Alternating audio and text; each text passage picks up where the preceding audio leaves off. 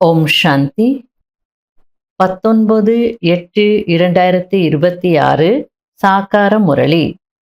இன்று சிவ பகவான் கூறுகிறார், இனிமையான குழந்தைகளே, நீங்கள் இப்பொழுது ஆன்மீக வியாபாரம் அல்லது ஆன்மீக விவகாரம் செய்ய வேண்டும். ஒவ்வொரு காரியத்தையும் ஆத்மா என்று உணர்ந்து செய்வதின் மூலம் ஆத்மா விகாரமற்றதாக ஆகிக்கொண்டே போகும். கேள்வி: சொர்க்கத்தின் ஆஸ்தி அடைவதற்கான மேலும் சொர்க்கத்தில் உயர்ந்த பதவி அடைவதற்கான ஆதாரம் என்ன?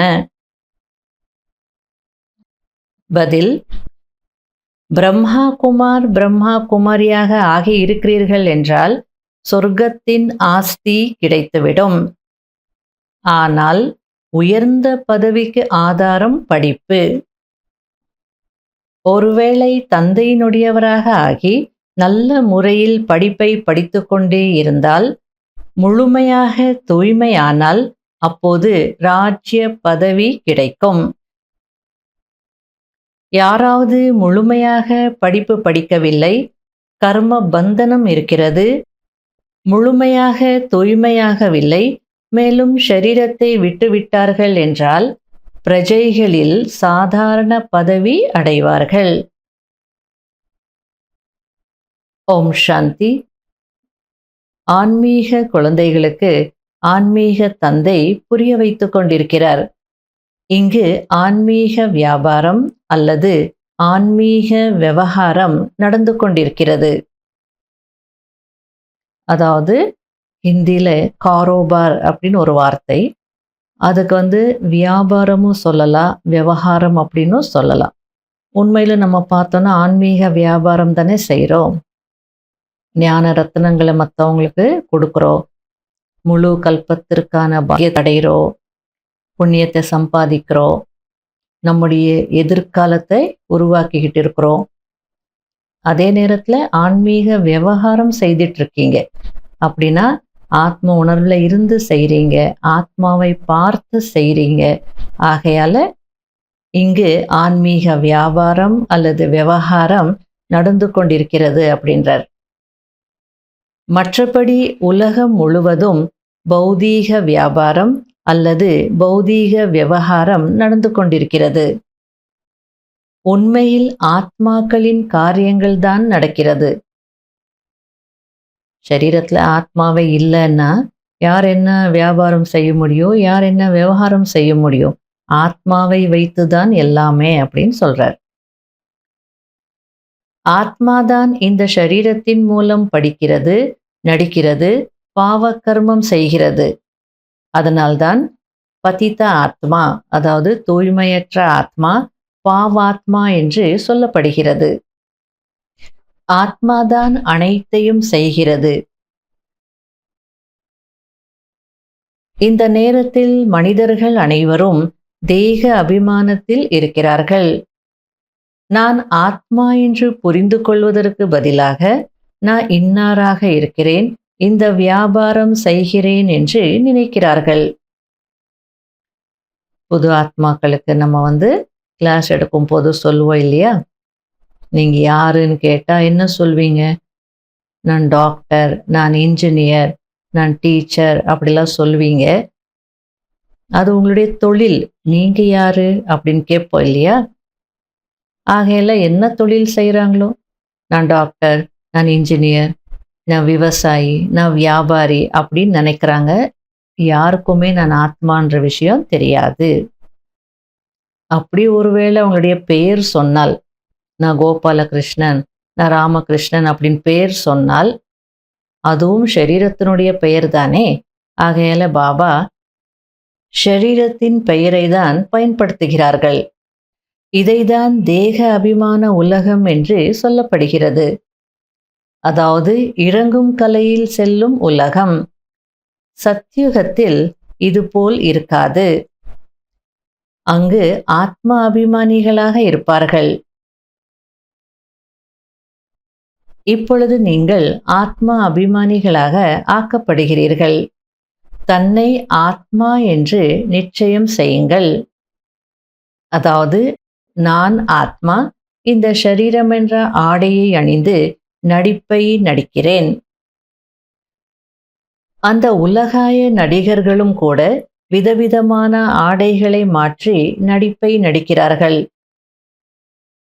தந்தை கூறுகிறார், ஆத்மாக்களாகிய நீங்கள் முதலில் சாந்தி தாமத்தில் இருந்தீர்கள். உங்களுடைய வீடு சாந்தி தாமம். அந்த எல்லைக்குட்பட்ட நாடகத்தைப் போலவே இது எல்லையற்ற நாடகம் ஆகும். அனைத்து ஆத்மாக்களும் பரந்தாமத்திலிருந்து வந்து ஷரீரத்தை தாரணை செய்து பாகத்தை நடிக்கிறது. ஆக தந்தை அமர்ந்து நீங்கள் ஆத்மாக்கள் என்று புரிய வைக்கிறார். தந்தை குழந்தைகளே குழந்தைகளே என்றுதான் கூறுவார். சந்நியாசிகள் குழந்தைகளே குழந்தைகளே என்று சொல்ல மாட்டார்கள். தந்தை புரிய வைக்கிறார், ஆத்மாவிற்கு என்ன பாகம் கிடைத்திருக்கிறதோ அது ஒருபோதும் தேய்வதில்லை, நடந்து கொண்டே இருக்கும். இப்பொழுது நீங்கள் மீண்டும் மனிதனிலிருந்து தேவதையாகிக் கொண்டிருக்கிறீர்கள். யாரும் மோட்சம் அடைவது கிடையாது. தற்சமயம் மனிதர்களிடம் எவ்வளவு அசாந்தி இருக்கிறது. எங்கு சென்றாலும் மன அமைதியை எப்படி அடைவது என்று கேட்கிறார்கள்.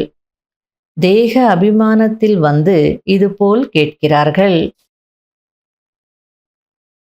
இப்போது மனம் மற்றும் புத்தி ஆத்மாவின் கர்மேந்திரியங்கள், மற்றது அனைத்தும் ஷரீரத்தின் கர்மேந்திரியங்கள் என்று தந்தை புரிய வைக்கிறார். என் மனதிற்கு அமைதி எப்படி கிடைக்கும் என்று ஆத்மா கேட்கிறது. உண்மையில் அப்படி கேட்பதே தவறாகும். ஏனென்றால் நீங்கள் ஆத்மாக்கள், உங்களுடைய சுய தர்மமே சாந்தியாகும். ஆகையால் ஆத்மாவாகிய எனக்கு எப்படி சாந்தி கிடைக்கும் என்று இப்படி கேட்க வேண்டும். இப்போது பாரதத்தில் கிருஷ்ண ஜெயந்தி கொண்டாடுகிறார்கள். கிருஷ்ணரின் லீலைகள் என்கிறார்கள். அதாவது கம்சபுரியில் பிறந்தார் என்று சொல்கிறார்கள். கம்சன் அசுரன் என்று சொல்லப்படுகிறான். அப்போ சத்தியுகத்தில் அசுரன் எங்கிருந்து வந்தான்? உண்மையில் சிவபாபாவிற்கு தான் ஜெயந்தி கொண்டாடப்பட வேண்டும். சிவபாபா அனைவரையும் நரகத்திலிருந்து சொர்க்கத்திற்கு அழைத்து செல்கிறார்.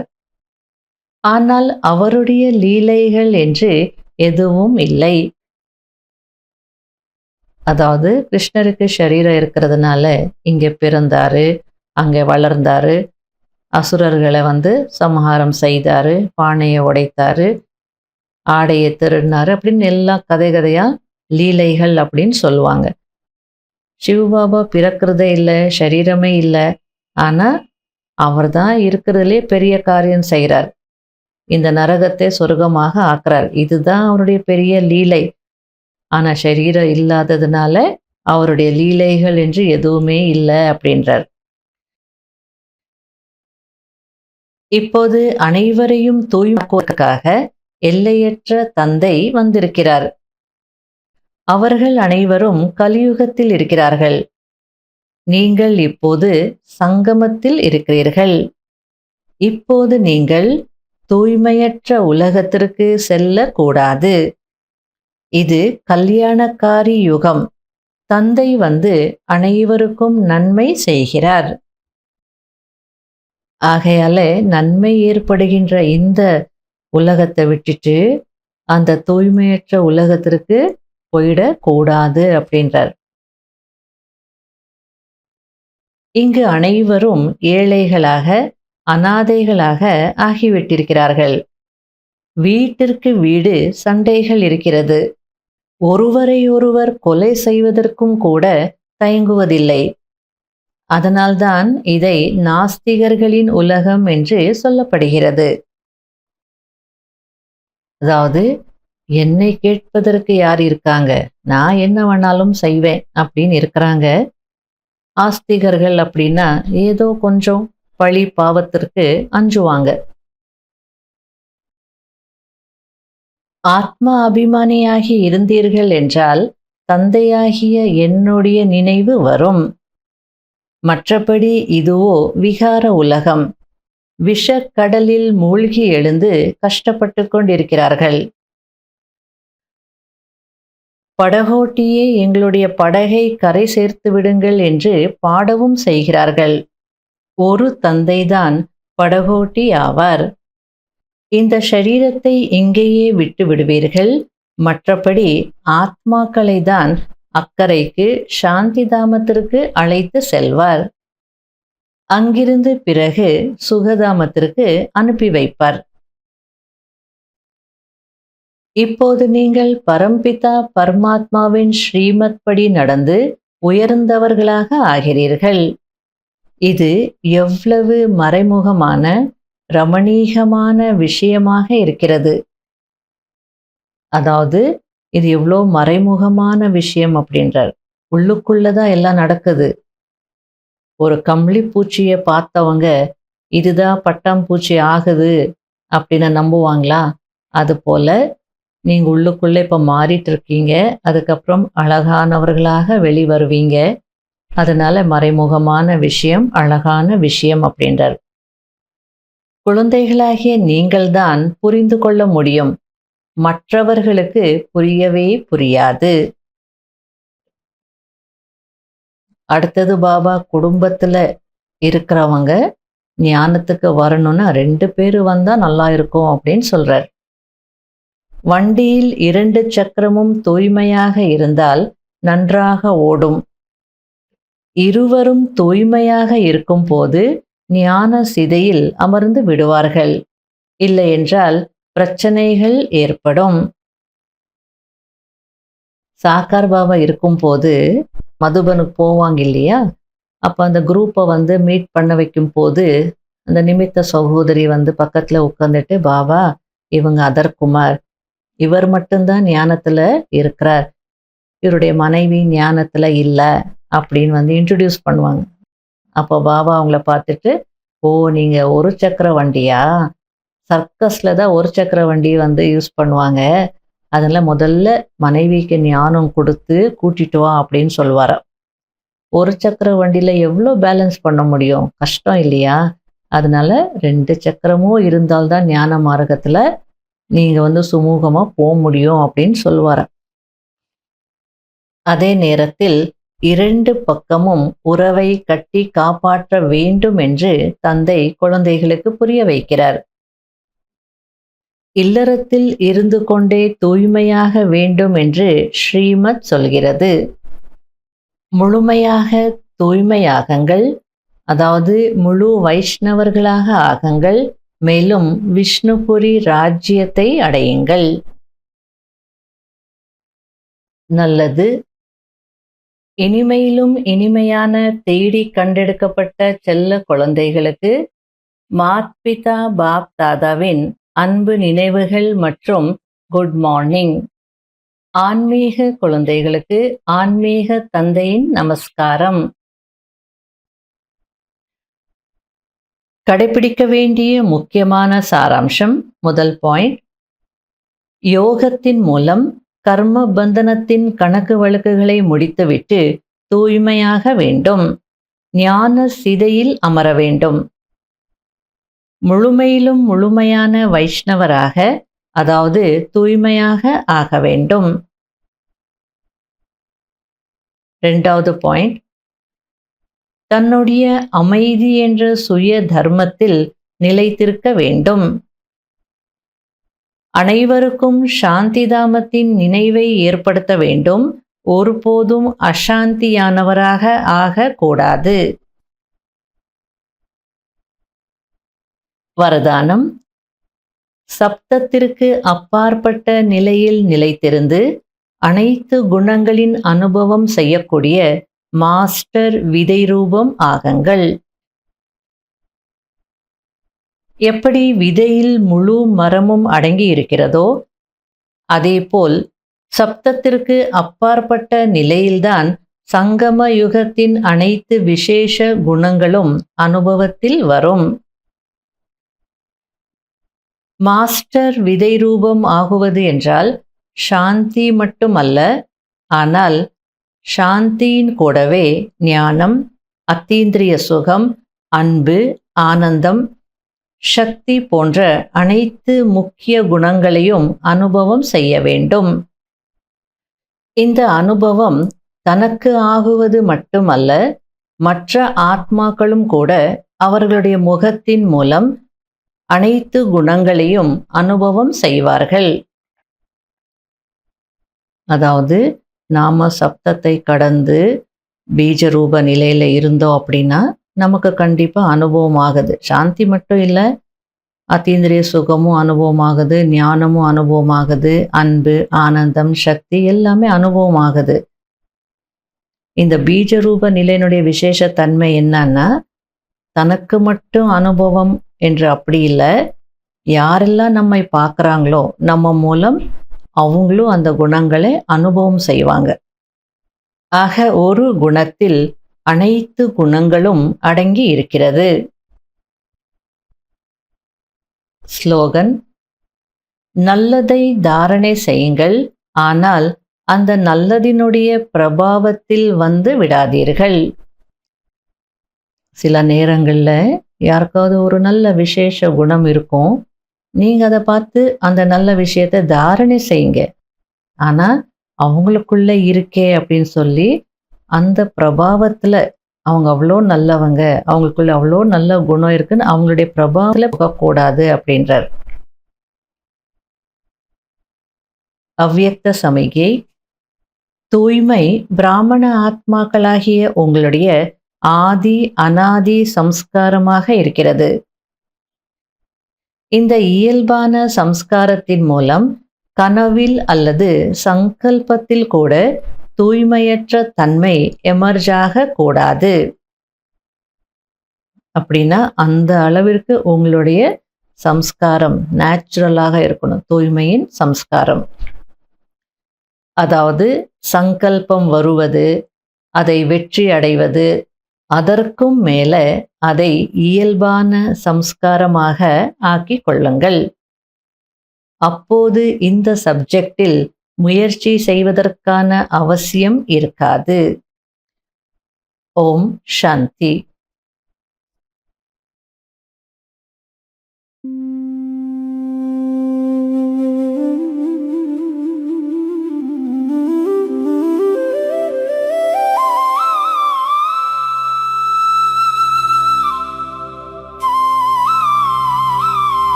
சத்குருவாய் சிவன் சங்கமயுகத்தில் அற்புதம் பலவே புரிய வந்தார்.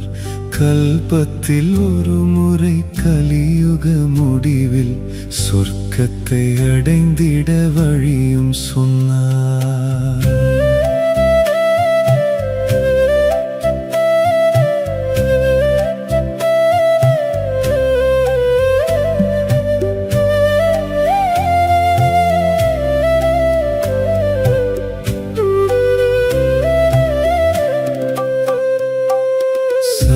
குருவாய் சிவன் சங்கமயுகத்தில் அற்புதம் பலவே புரிய வந்தார். கல்பத்தில் ஒரு முறை கலியுக முடிவில் சொர்க்கத்தை அடைந்திட வழியும் சொன்னார்.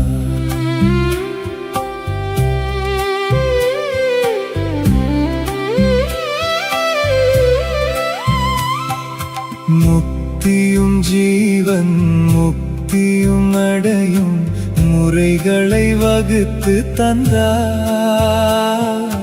முக்தியும் ஜீவன் முக்தியும் அடையும் முறைகளை வகுத்து தந்தார். சக்திகள் யாவும் பெற்ற பின்னாலே சர்வ குணங்களை பெற்ற பின்னாலே சத்யுக வாழ்வை நமக்களிப்பார். சத்குருவாய் சிவன் சங்கமயுகத்தில் அற்புதம் பலவே புரிய வந்தார். கல்பத்தில் ஒரு முறை கலியுக முடிவில் சொர்க்கத்தை அடைந்திட வழியும் சொன்னார்.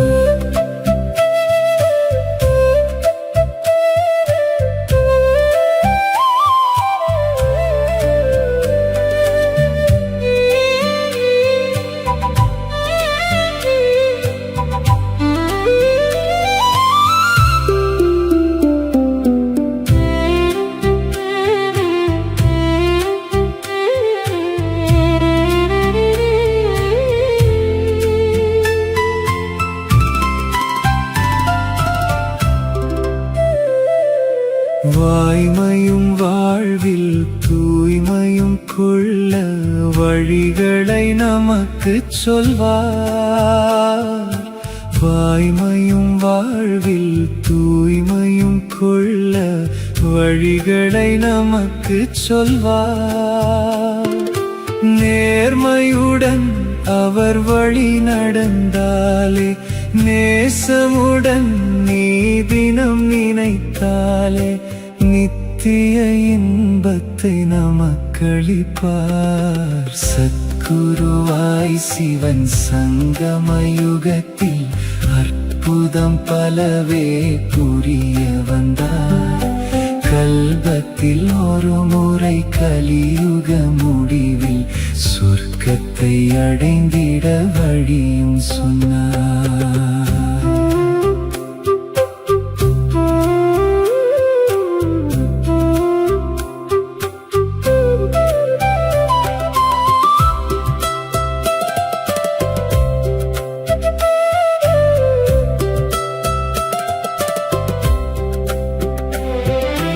அருளையும் அழியா பொருளையும் பெறவே அனுதினம் யோகம் செய்வார். அருளையும் அழியா பொருளையும் பெறவே அனுதினம் யோகம் செய்வார். தர்மத்தில் இருந்து நீ விலகாமல் தர்மத்தை தினம் நீ செய்து வந்தாலே, கவலையை நீக்கி சுகமளிப்பார்.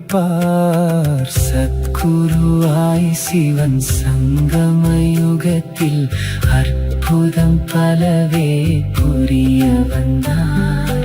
கல்பத்தில் ஒரு முறை கலியுக முடிவில் சொர்க்கத்தை அடைந்திட வழியும் சொன்னார். சொர்க்கத்தை அடைந்திட வழியும் சொன்னார். சொர்க்கத்தை அடைந்திட வழியும் சொன்னார்.